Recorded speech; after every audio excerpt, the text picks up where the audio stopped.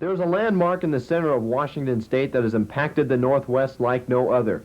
It turned what was once a jackrabbit-filled desert into an enviable agricultural mecca.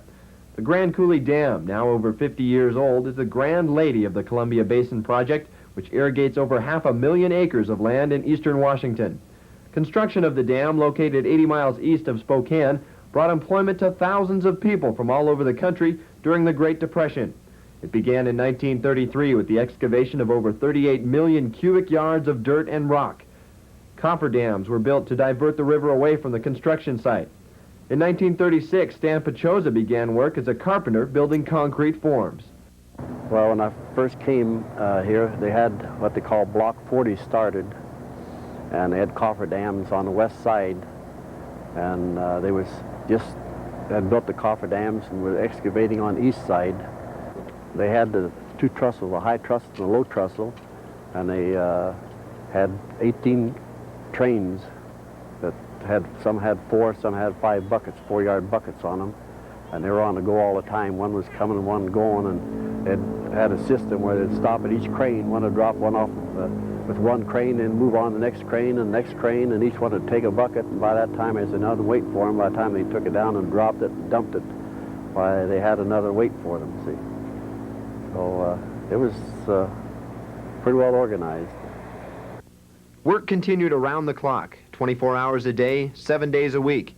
It was dangerous without the high safety consciousness of construction today. In fact, 77 lives were lost at the dam. Bill Kurth experienced some close calls that were typical for those on the construction site. You have some close calls, and I had one with a concrete bucket with a 2-man vibrator, while there's 2 men that have a hold of a vibrator. You throw it up on the dump concrete and it vibrates it down flat. Well, we was vibrating and down comes a bucket and stripped right over between me and the other fella. And it just happened that there was an opening there that I jumped out. It plunked down in the cement, which would have been pretty bad for me. In a way, I escaped, so we kept right on working. More than 8,000 people participated in the original construction, and the demand for housing skyrocketed. Dave Rowie brought his lumber business from North Dakota and helped supply the building materials for this new boom town. When we came out here, we started selling hardware right off of the truck where I could find it. We didn't even have time to unpack it. Everybody was demanding hardware of some kind. For the first 12 years, I recall that you could wake up any hour of the day or night and you would hear somebody banging away with a hammer. What he was doing was building himself a tar paper shack. And usually the lumber and the tar paper it took to make a bedroom, living room, kitchen, the whole thing combination, a little bit of wooden stove in there. All it took was about $40. The dam rises 550 feet above the bedrock, and the spillway alone is 1,650 feet wide. Bob Ludolph was the county commissioner for over 20 years, and he says they came away with more than originally intended, and more is still to come. Well, if you remember right, this was supposed to be the low dam. It was all that was supposed to be built here. It's primarily just for electricity.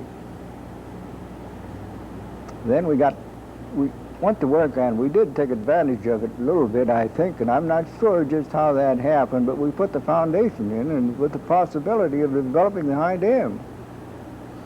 And after about a year or so, Congress authorized the high dam.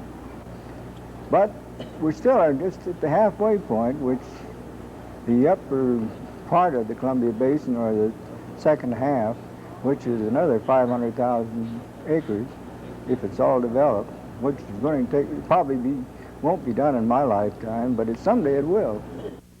The dam brought in people who created assorted towns and settlements, known as Mason City, Engineers Town, Grand Coulee, Coulee City, Elmer City, Rimrock, Basin City, Electric City, Government Town, Grand Coulee Heights, and Coulee Dam. Some are still around, many are not. First people had the idea that I heard often, that they said, well, things will be real good here in Grand Coulee or Coulee Dam for maybe 3-4 years. Then the peak's gone and, you know, we go somewhere else. Well, that wasn't the case.